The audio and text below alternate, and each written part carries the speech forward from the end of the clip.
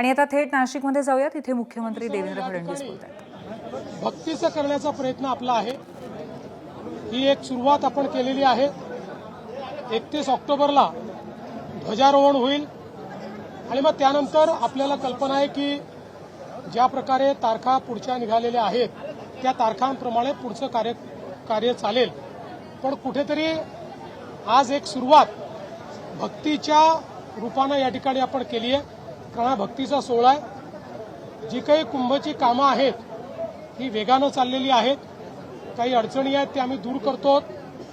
या कामांमुळे लोकांना त्रास होतोय ते देखील बरोबर आहे, त्याबद्दल आम्ही खरं म्हणजे नेहमीच संपूर्ण जनतेला अवगत केलेला आहे आणि त्यांची आम्ही क्षमाही मागितलेली आहे की या सगळ्या कामांमुळे आपल्याला त्रास सहन करावा लागेल।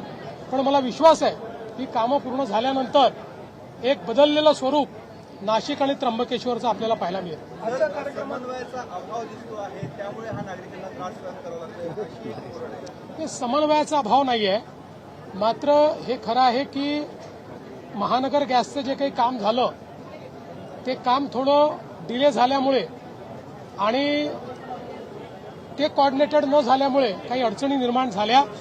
पण मी स्वतः त्याची बैठक घेतली, आता त्यांच्यासोबत समन्वय केलाय आणि त्यांनाही सांगितलं की तुम्ही एका भागात गेल्यानंतर तिथले कनेक्शन पूर्ण करा, मग दुसऱ्या भागात जा।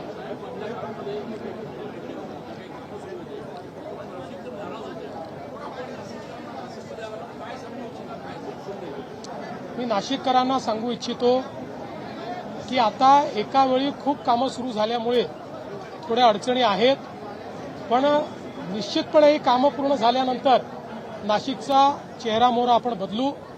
विशेषतः आपल्याला माहिती आहे की मध्यंतरी हा जो काही गल्फ वॉर सुरू होता, म्हणजे अमेरिका, इराण आणि बाकी देशांचा, याच्यामुळे डांबराचा सप्लाय हा एकदम कमी झाला होता।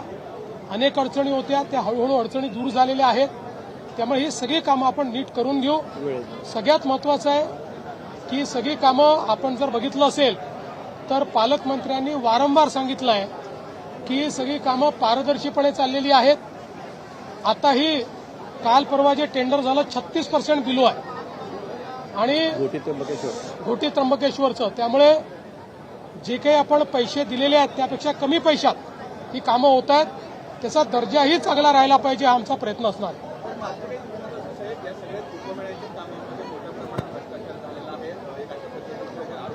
मुख्यमंत्री पृथ्वीराज चव्हाण हे नाशिकमध्ये आले होते, सगळ्या कुंभमेळ्यात कामांचे डिबेट प्रोजेक्ट रिपोर्ट जाहीर करावे अशा पद्धतीची मागणी केली आहे। पहिले तर सगळे प्रोजेक्ट हे जाहीरच आहेत, लपलेला प्रोजेक्ट एकही नाही आहे। सगळे पब्लिक डोमेनमध्ये आहे, त्यांनी सगळे चेक करून घ्यावे आणि ज्यांच्या मनामध्ये भ्रष्टाचार आहे, ज्यांच्या आचरणामध्ये भ्रष्टाचार आहे, त्यांना इथे रोज येऊन भ्रष्टाचार दाखवायचा आहे।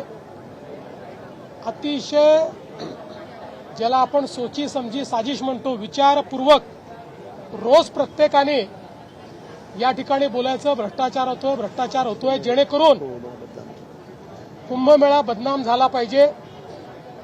एक प्रकारची स्ट्रॅटेजी आहे। जसं राम मंदिरामध्ये जी काही घटना घडली त्यानंतर एक कोऑर्डिनेटेड जणू काही सगळे पैसेच चोरीला गेले, 1800 कोटी रुपयापर्यंत पोहोचून गेले। आता हीच त्यांची स्ट्रॅटेजी आहे की ज्या ज्या ठिकाणी सनातन आणि हिंदू आस्था आहे त्या ठिकाणी अशा पद्धतीनं आरोप करत राहायचे, खोटं बोलत राहायचं, लोकांच्या मनात संभ्रम तयार करत राहायचा।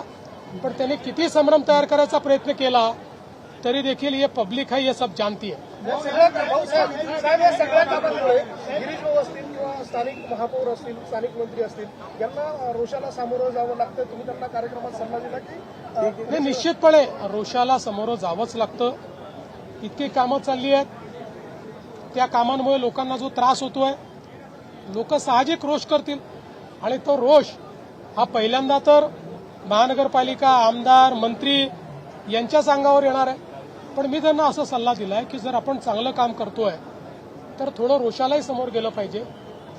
राजकारणामध्ये चांगलं काम करत असताना कधी कधी आपल्याला 2 शिव्या खाव्या लागतात, पण आपल्याला जर माहिती आहे आपण चांगलं काम करतोय तर उद्या तेच लोक आपल्याला धन्यवाद देखील देतात, आपलं स्वागत देखील करतात. नाही, अल्टिमेटम आहेच. बघा, शेवटी ही कामं इतक्या कमी वेळात इतकी कामं करायची आहेत की ही वेगानं केली तरी त्यात शेवटपर्यंत काही ना काही राहील. पण मला हा विश्वास आहे की कुंभमेळा सुरू होण्याच्या आधी पहिली पर्वणी किंवा त्याच्या आधी जेव्हा इथे साधुग्राम वगैरे आपण तयार करतो त्याच्या बऱ्याच पूर्वी ही सगळी कामं मी संपतो. आज शंखनाद झालेले आहे. आज खऱ्या अर्थानं कुंभमेळ्याचा शंखनाद आपल्या उपस्थित झाला. नाही, शंखनाद साधू संत करतील, आम्ही व्यवस्थेचा शंखनाद केला.